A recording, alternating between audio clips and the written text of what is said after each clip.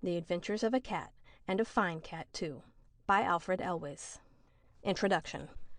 I was about to address my readers with the usual phrase that, at the request of friends, I had collected the scattered memorials of the chief events of my life, and now presented them to the reading world in the hope that some lesson might be learnt from them, which could be useful to the inexperienced when similarly situated. But I will be more candid, and say rather that, to please myself, I have put into a complete form the recollections in question, not, however, without the wish that they may prove of service to cat, aye, and to dog, and other kind. There never was a life spent in this world but that its history could teach a lesson. For though every life has peculiarities of its own, and may be varied in 1,000 ways, the wishes, the resolutions of most of us, do not take a wide range, nor does it require a very extensive circle to limit them all. I would not, however, have my readers imagine that vanity alone has induced me to record my experiences. No, I have had another, and I think a higher motive. I wished to convey to the intelligence of all animals capable of understanding the language of Caneville some portions of the history of a real cat, and by so doing try to remove from the minds of many the opinion that she is a creature ignorant of the finer feelings, oblivious of gratitude, incapable of strong attachments, and so uncertain in her temper as to scratch and bite even, one minute, the paw she has been licking and fondling the moment before.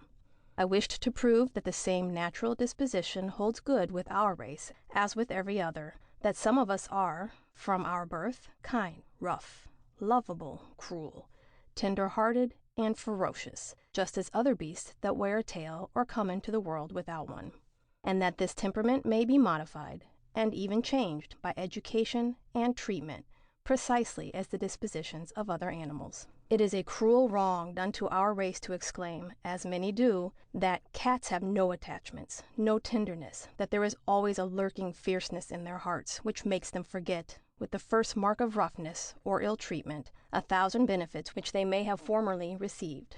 I deny it wholly. I, a cat, affirm that, with few exceptions, there are no animals more loving or more tender. Look at the care which a respectable married puss bestows upon her numerous offspring.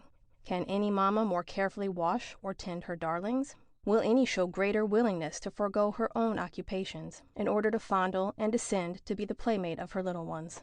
Does any display a firmer courage to defend them?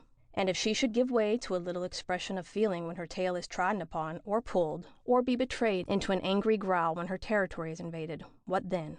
You would not have her show so little spirit as to receive every insult unnoticed, or return a quiet thank you for the pain, physical or moral, which has been inflicted on her. How would you, dear reader, act if your tail were wantonly pulled, or if your house were to be entered by an ugly stranger without invitation? We most of us laugh at our good friends the sheep, and indulge in many a sly joke at their stupidity.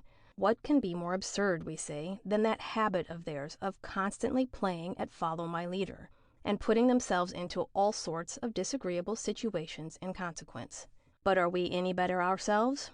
Are not we always following some leader, always imitating somebody, and running in crowds hither and thither because so-and-so are running there too? And thus it is that opinions once uttered by some great animal in authority are taken up and repeated by his imitators, and are looked on as the very essence of wisdom, while they are often, in fact, no other, when examined, than untrue or mischievously unjust. Such are the pet sentences I have alluded to, wherein cats are described.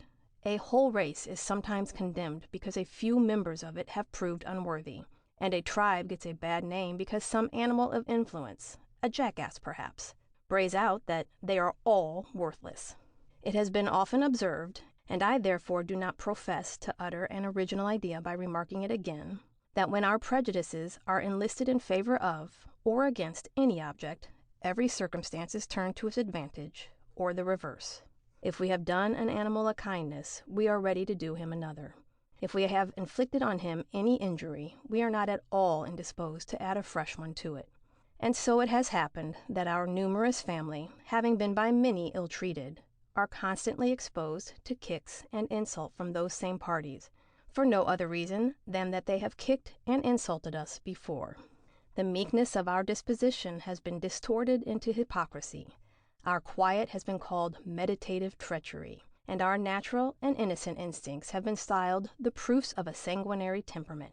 Our every look has been perverted by our enemies into a moral squint, and our simplest caress and naturally fondling way have been set down as the strongest marks of a Jesuitical heart.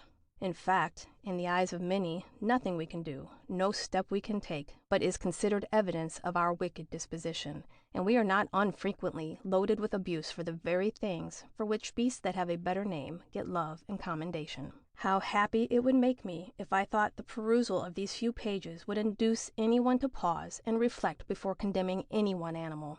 And here I do not refer to my own race alone, but to the world of beasts at large. Whether the lion, creating a sensation in the class to which he belongs, or the ass, laughed at for his stupidity in the circle to which his position in life assigns him.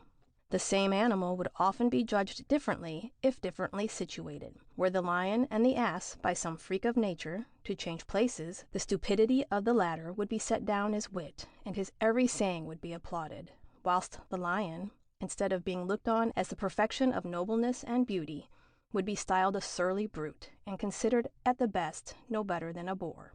I think I hear some of my readers exclaim, "Who is this old cat, forsooth, that she should thus presume to teach us lessons?